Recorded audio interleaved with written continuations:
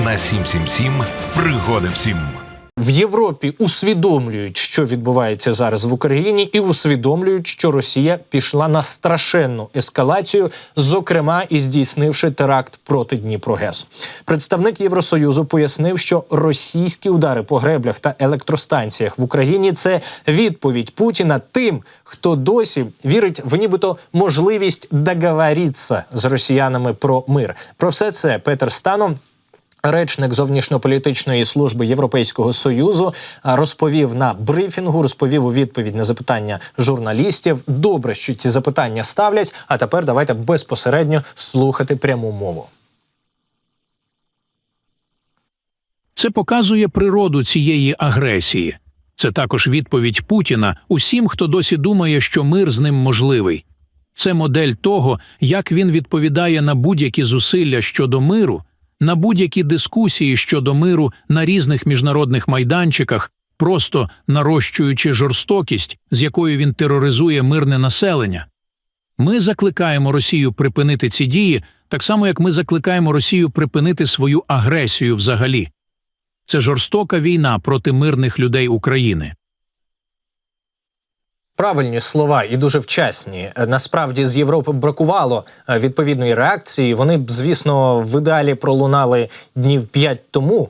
23-го, здається, числа, вже понад тиждень тому здійснили теракт на Дніпрогес росіяни. Ну, але тим не менше дуже добре, що вони в принципі прозвучали, бо, чесно кажучи, я почав цю надію втрачати. Так от, за словами пана Станов, в Європейському Союзі пильно стежать за продовженням і посиленням російської агресії проти України саме останніми днями, коли Росія продовжила тероризувати український народ, здійснюючи масштабні атаки з використанням сотень ракет і дронів проти мирних міст. І дедалі більше ракет і дронів застосовують саме проти критичної інфраструктури. І, на щастя, в Європі є розуміння того, що відбувається, за що, справді, можемо лише подякувати представнику Європейської комісії. Вірю і сподіваюся на те, що на рівні національних урядів також вийдуть із відповідними заявами. Наприклад, пан Шольц з відповідними заявами. Ясно, йому трошки, мабуть, це невигідно, тому що вже точно тоді Тауруси доведеться передавати. Якщо ти сам показуєш на те, що росіяни далекобійними ракетами масовано б'ють по Дніпрогес, а Україна чомусь не може вдарити по тому мосту, який стоїть на українській же території незаконно, яку визнає Німеччина.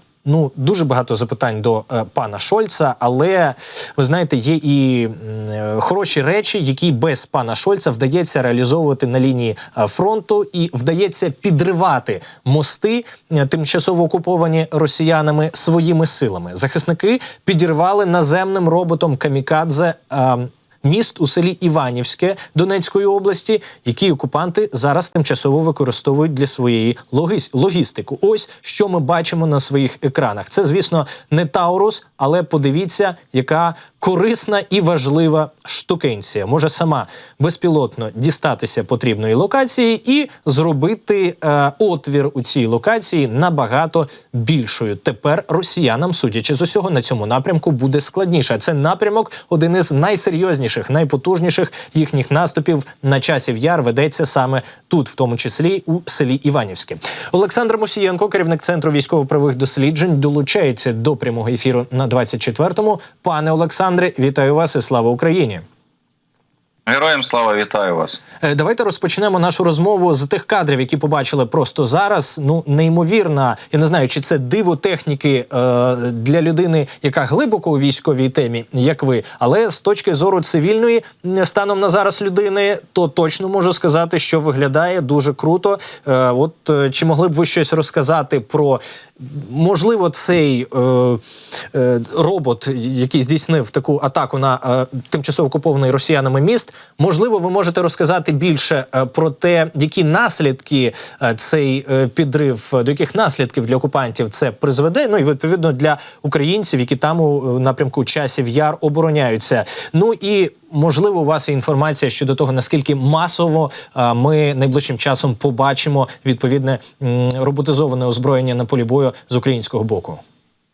Ви знаєте, що це має стати буденністю. Тобто все рухається до того, щоб максимально застосовувати роботизовані системи і платформи від найпростіших, які можуть бути, наприклад, фактично платформ найменших машин, які можуть перевозити вибухівку, можуть перевозити міни і доставляти, і підривати, до більш складних систем, які можуть вести вогонь, а керуватися фактично, як системи «Шабля», які розроблялись, як інші подібні, коли коригується вогонь фактично з безпілотників, які зависають в повітрі, дають завдання тим, що на землі, і відповідно вже установки ведуть успішне вогневе ураження ворога. Тому, в принципі, все рухається до того, щоб прогресувати в цьому. І Україна, я скажу, цьому приділяє увагу, і ми мусимо приділяти увагу, тому що коли, розумієте, в чому перевага будь-яких роботизованих систем, загалом скажу? В тому, що якщо, наприклад, вам в даному випадку, що потрібно було зробити, щоб доставити вибухівку до мосту? Вочевидь, якби не було таких систем, потрібно було би пересуватися бійцям, які б мали це перенести, тому що якби вони пересувались на бронемашині чи автомобілі, висока ймовірність, що їх могли б помітити ворожі БПЛА, ймовірно, так би були, і на превеликий жаль, їм би не вдалося виконати ці завдання, і ми мали би втрати. А коли є такі системи, коли є такі роботизовані платформи, то й ризик, відповідно, менший. В першу чергу для людей, що є найцінніше і найважливіше. І отже, використовувати в допомогу безпосередньо бійцям на певних напрямках і для певних завдань саме такі системи, це надзвичайно важливо. Це відіграє без перебільшення, я скажу, надзвичайно важливу роль і відіграватиме на полі бою.